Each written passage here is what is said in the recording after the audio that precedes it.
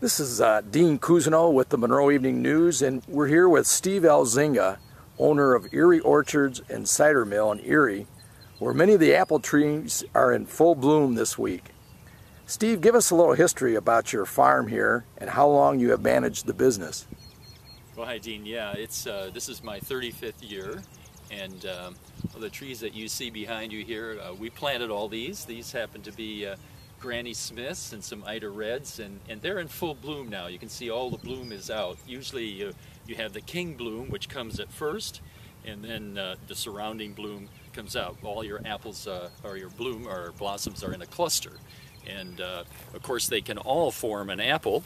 You can see that this is the king. It's already lost a couple of its petals there.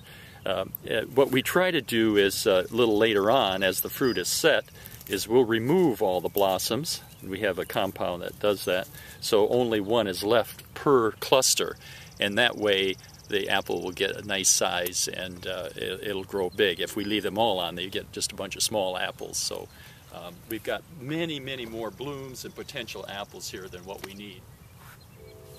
Tell us about blossom time in the orchard, Steve, and how the weather has delayed and affected the bloom this spring. Yeah, well, as you know, April was pretty cool, and that just keeps our blossoms dormant.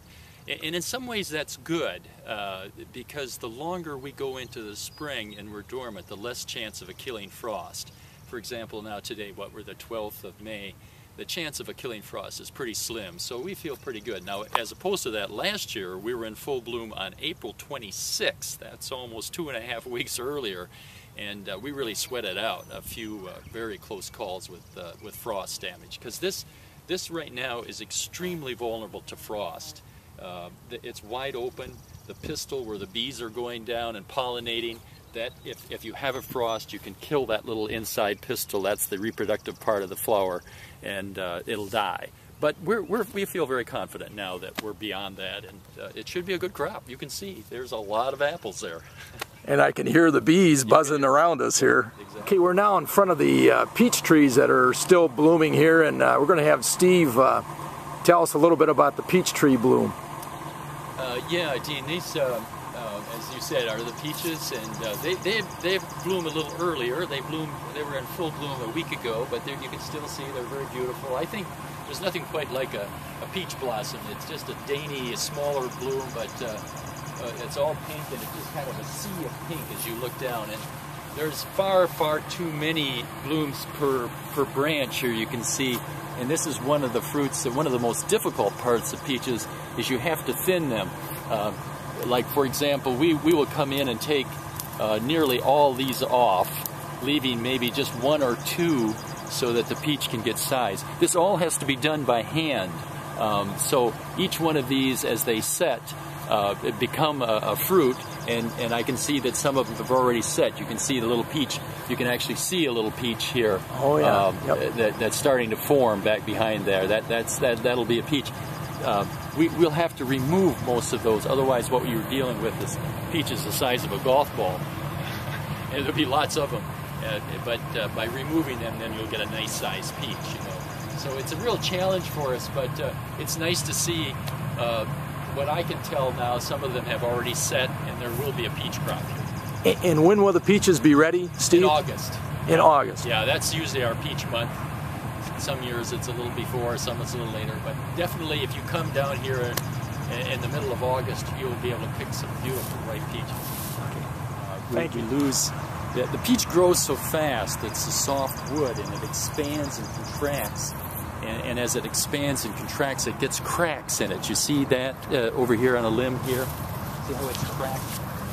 In the wintertime, during the day, with the sun on the snow, it may warm it up to 50 or 60 degrees, this bark. Then it drops off to -10 at night. It just forms, expands and contracts, and it splits, and that causes the tree to weaken, and you lose, and that's why you can see through here that we've lost a lot of branches. So what we've done to compensate for that is that we're constantly replanting. You see there's a 3-year-old, those are 3-year-old peach trees there that will produce this year a little bit. That's the nice thing about the fast-growing tree is they produce quite quickly, but they also are a tree that's difficult to handle, difficult to manage. very difficult to keep them for much more than 7 or 8 years of good, healthy peach.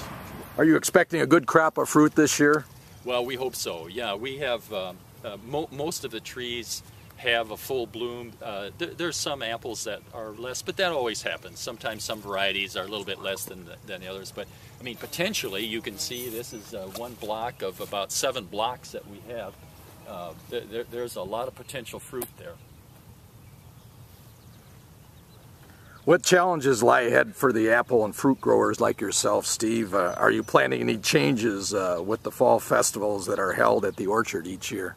Well, the challenge, the biggest challenge we have is nice weather in the fall. If we have good weather, we will have people here. I think one of the biggest things that we look at is not only the production of fruit, Dean, but how we can make this an entertainment. We can make it a special place for people to come with their children. Especially younger children really seem to enjoy here. In addition to picking the apples, which we can have, we'll have a corn maze, we'll have hay rides, we'll have pony rides, we'll have special weekends for kids. I think I have 3 weekends planned in the fall that will just emphasize kids, a magic show and a clowns and various things for fun entertainment and relatively inexpensive entertainment for children. We have a new play area that we're putting in. We have this straw play area and swings, and where you can feed the kids can actually go up and feed the goats and so on. So yeah, that's part of it. That's part of our challenge too, to keep ahead of the entertainment business.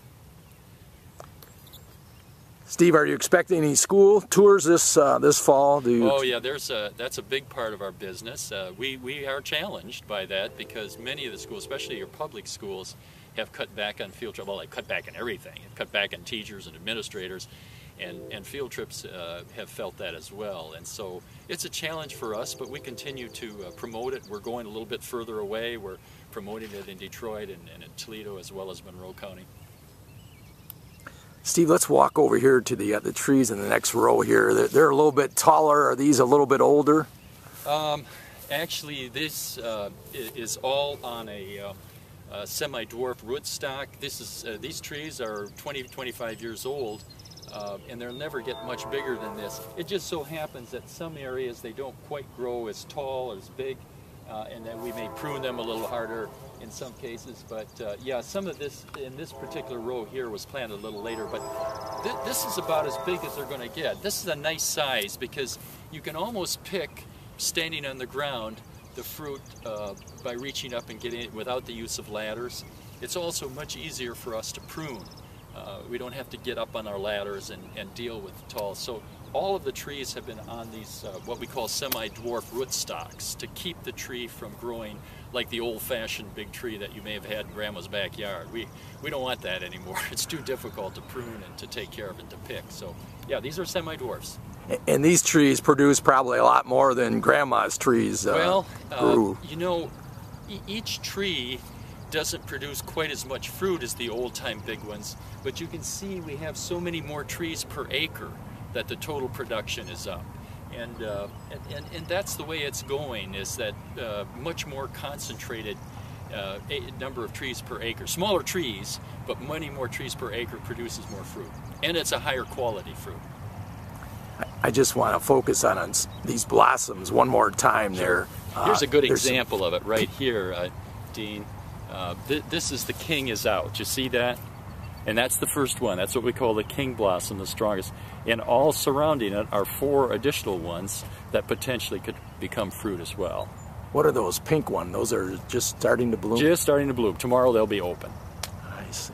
And you can see here, all of them have essentially opened. See that?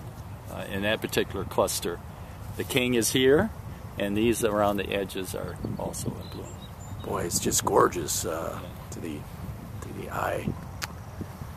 This is the most beautiful time in the orchard, isn't it, Steve? It's amazing. It is so beautiful here right now, and you know, it's very quiet. Nobody's here in the fall. There'll be hundreds of people that'll come, but they never get a chance to see how pretty it is, what it is right now. But it could not be a better day. It's just right, perfect. Well, we appreciate the time you took with us to let us talk with you, and we hope there'll be a big crowd here this fall. Me too. Thank you.